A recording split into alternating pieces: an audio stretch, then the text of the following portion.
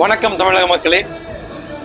நம்மளுடைய அண்ணன் விஜய் அவர்கள் மக்களுக்காக சேவை பண்ண வேண்டும் என்று அவருடைய வசதியான வாழ்க்கையை உதறி தள்ளிவிட்டு நமக்காக களத்தில் இறங்கியிருக்கிறார். அவர் கட்சியை ஆக்சுவலா 2024 பிப்ரவரி மாசம் ஆரம்பிச்சாரு.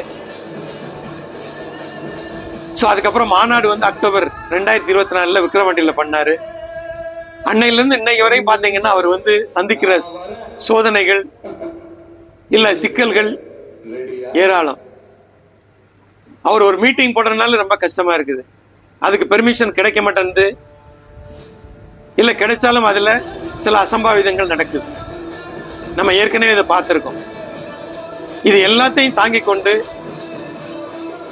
அவர் வருகிறார் என்றால் அது நமக்காகத்தான். மக்கள் நம்மளை இந்த நிலைமைக்கு கொண்டு வந்திருக்காங்க. இன்னைக்கு மக்களுக்கு ஏதாவது பண்ணணும் அப்படின்ட்டு வந்திருக்கிறார். இது அவர் மட்டும் நினைச்சா இதை சாத்தியப்படுத்த முடியாது. நாம் அனைவரின் சப்போர்ட்டும் அவருக்கு தேவை. ஒருத்தர் பவர் இருந்தாதான் அவர் நினைக்கிறத செய்ய முடியும். பவர் இல்லைன்னா எதுவுமே பண்ண முடியாது. அவர் நிறைய விஷன், சில வாக்குறுதிகள்லாம் பாத்தீங்கன்னா சிலது ரொம்ப பேசிக்ஸ். அது நம்ம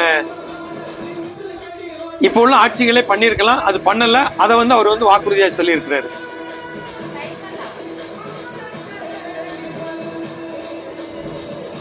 அதனால நான் ஒவ்வொருத்தையும் கேட்கறது, ஏப்ரல் 23ஆம் தேதி மறந்துடாதீங்க.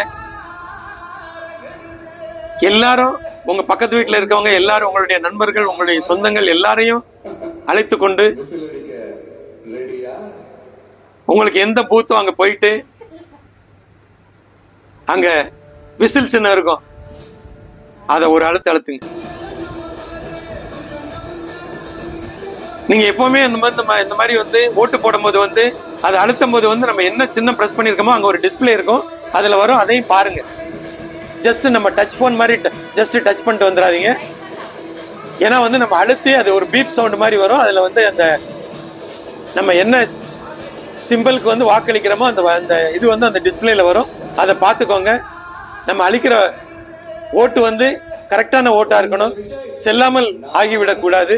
அதனால கவனத்தோடு விசில் சின்னத்திற்கு வாக்களித்து நம்மளுடைய அண்ணன் விஜய் அவர்களை பெருவாரியான வாக்கு வித்தியாசத்தில் வெற்றி பெற செய்யுமாறு தாழ்மையுடன் கேட்டுக்கொள்கிறேன்.